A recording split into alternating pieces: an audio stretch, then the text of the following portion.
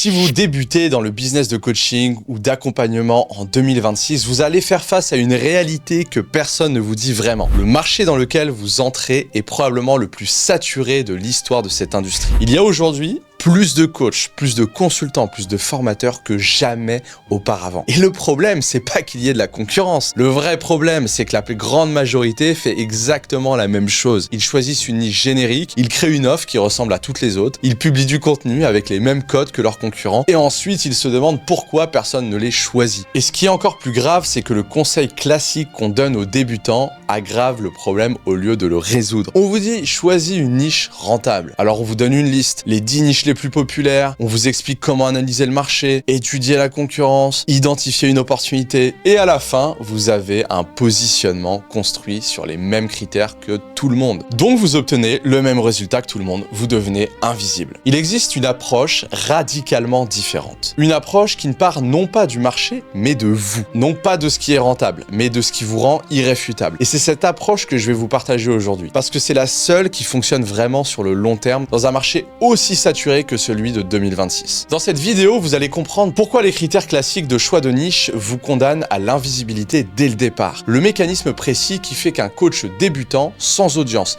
sans témoignage, sans réputation, peut devenir une évidence pour un type de client spécifique en moins de 30 jours. Et surtout, je vais vous partager les 4 étapes exactes pour révéler votre don ultime et construire un positionnement tellement unique, tellement ancré dans votre identité que personne ne peut vous copier et que vos clients idéaux vous reconnaissent immédiatement. J'ai accompagné plus d'une centaine de coachs débutants depuis 2023 et le pattern est toujours le même. Ceux qui démarrent en choisissant leur niche sur des critères de marché passent leurs 6 premiers mois à créer du contenu dans le vide, faire des appels avec des prospects qui n'y choisissent même pas, revoir leur prix, changer leur offre, rechanger de niche, de positionnement, etc.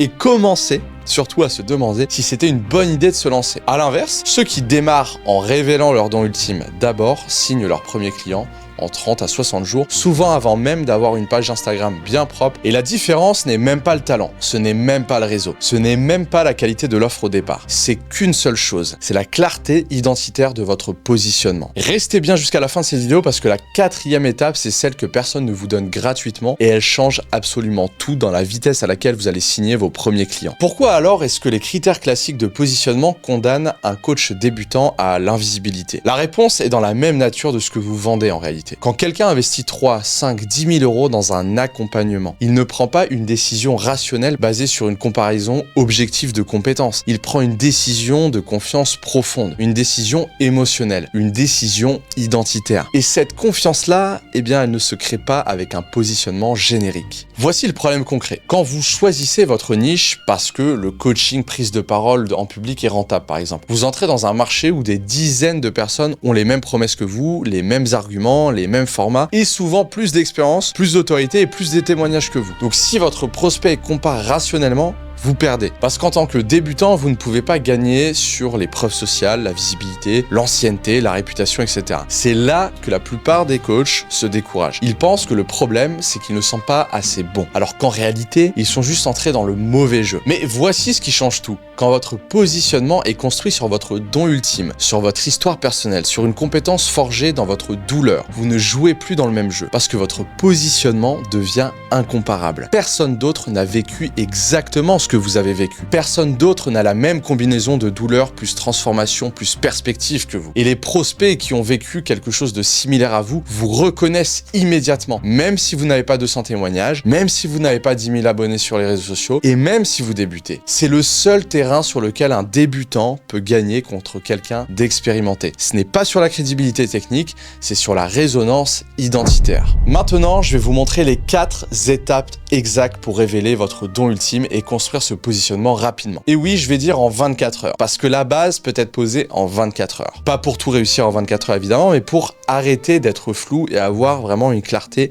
précise, pour arrêter d'être quelqu'un de générique. La première étape, il s'agit d'identifier votre douleur fondatrice avec une précision chirurgicale. Et je vais être très clair avec vous parce que beaucoup de gens se trompent ici. Une douleur fondatrice, ce n'est pas j'ai eu du mal à trouver mes premiers clients ou ce n'est pas j'ai douté de moi pendant quelques semaines dû à un événement, non. C'est la période de votre vie qui vous a littéralement cassé, où vous êtes effondré. Et vous avez reconstruit à partir de là de manière différente. C'est la période qui a changé la manière dont vous voyez le monde, les gens, vous-même, voire un concept, quelque chose chez vous. Pour vous aider, prenez un carnet, pas un ordinateur, un carnet, et vous répondez à cette question. Si quelqu'un me demandait la pire période de ma vie et ce qu'elle m'a vraiment coûté, émotionnellement, physiquement, relationnellement, quelle serait ma réponse? Pas la version édulcorée, la vraie réponse, dans les détails, avec les scènes, les émotions que j'ai ressenties et les pensées. La deuxième étape, il s'agit d'extraire la compétence inconsciente que cette douleur vous a donnée. Et je vais être honnête avec vous, c'est vraiment l'étape la plus délicate, parce que votre compétence, vous la minimisez. Elle vous semble normale, elle vous semble banale, parce que vous vivez avec. Mais ce qui est naturel pour vous ne l'est pas nécessairement pour les autres autour de vous. Voici deux questions précises qui vont vous aider. La première question à vous poser, c'est quelle est la chose que les gens me demandent le plus souvent, spontanément, sans que je propose quoi que ce soit, parce que vous vendez ce qu'on vous demande naturellement. La question numéro 2, c'est